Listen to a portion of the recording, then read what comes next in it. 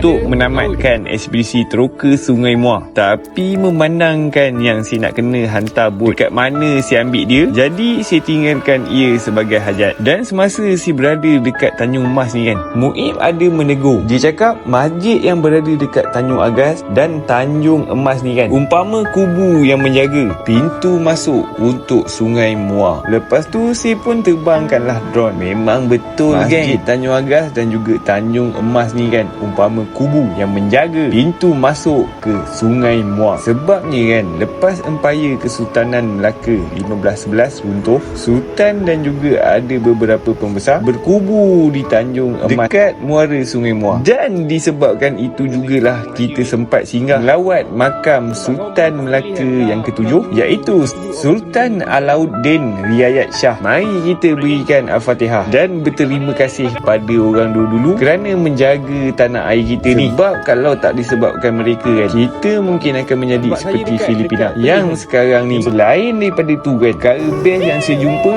adalah saya dapat berkenalan dengan orang-orang sungai. Maksud orang sungai ni bukan yang duduk mencangkung pakai syawat melabur je ke bawah tu, tapi mereka ni adalah orang-orang yang selalu dengan sungai, dan diorang ni boleh tahu kedudukan batu atau kayu yang ada kat dalam sungai tu. Sebabnya untuk teroka Sungai Muar ni kan, dia tak sama macam darat geng. Dekat darat kan, kalau kita ada masalah, kita masih dekat darat. Tapi bila dekat sungai, kalau kita ada masalah, kita terapung dekat tabut. Itu kok iya korang kat dalam bot. Kalau dah kena batu ampar kat liang batu, barulah lepas tu kita tahu yang betapa pentingnya pedoman untuk sesuatu ekspedisi. Sebabnya kan, dekat satu tempat yang bernama liang batu, ada bongkah-bongkah batu ataupun hamparan batu yang duduk dekat tengah sungai geng. Jadi dekat kawasan itu kita kena hati-hati dan kurangkan laju. Sekarang ni saya nak tanya korang dulu, korang okey ke kalau saya ceritakan pasal ekspedisi teroka Sungai Muar ni panjang sikit? Paling kurang ada 5 cerita dan banyak-banyak boleh sampai 10 geng. Lepas tu agak-agak korang kan, satu episod tu kan berapa minit masa yang ideal untuk saya cipta dan ceritakan pasal ekspedisi teroka Sungai Muar yang dah sukses ni. Saya akan cuba buat video dan menceritakan kisah teroka Sungai Muar lebih best daripada pengalaman saya trekking di Annapurna Base Camp secara sendirian selama 8 hari. Orang mana yang nak layan tu boleh scroll lah dekat saya punya profile. Alright geng, selamat datang di kisah hidup saya dalam kisah teroka Sungai Muar. Kita akan berjumpa lagi di video yang seterusnya. Si gerak dulu, Purple Roger.